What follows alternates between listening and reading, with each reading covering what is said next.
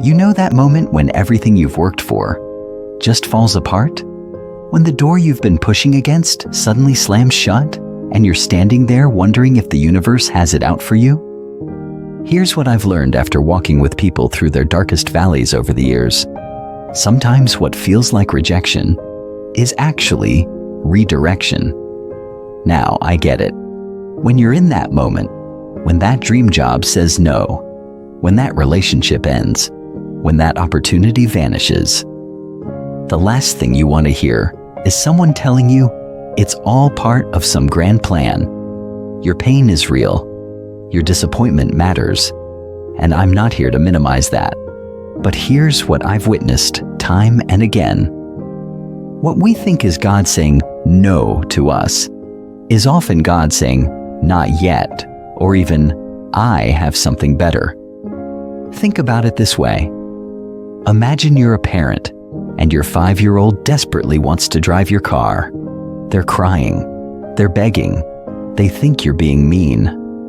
But you're not being cruel. You're being protective. You know something they don't know yet. You see the bigger picture. This is exactly what the prophet Isaiah was getting at when he wrote, "For my thoughts are not your thoughts, neither are your ways my ways, declares the Lord. As the heavens are higher than the earth, so are my ways higher than your ways." Now, let me share something that might shift your perspective entirely.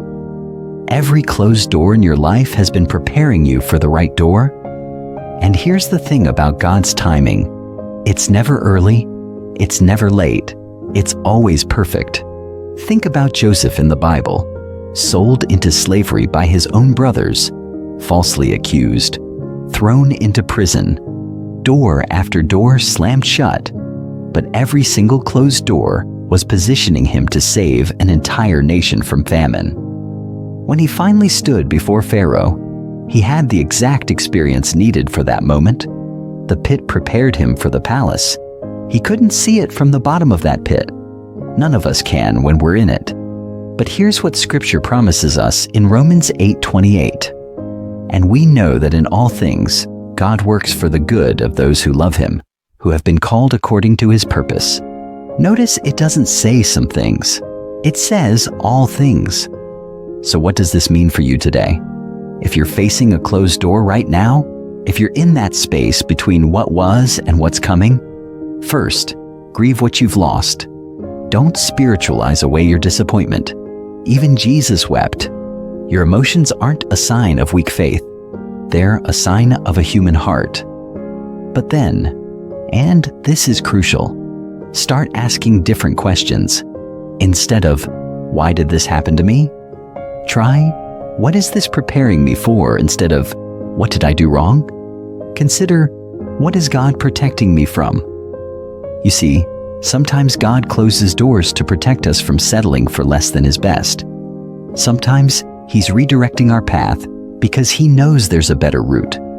And sometimes He's just not done preparing us yet. As Lysa TerKeurst writes in her book, "It's Not Supposed to Be This Way," sometimes God's protection looks like rejection.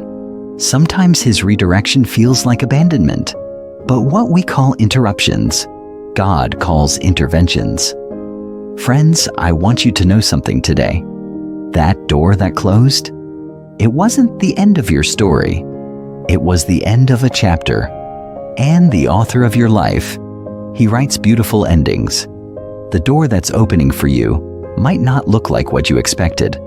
It might not be what you originally wanted, but I promise you this, it will be exactly what you need. So today, choose trust over fear. Choose hope over disappointment. Choose to believe that your best days aren't behind you. They're ahead of you. If this message spoke to your heart, hit that subscribe button and ring the notification bell. And here's my question for you. What closed door in your life are you still struggling to release? Sometimes just naming it helps us let it go.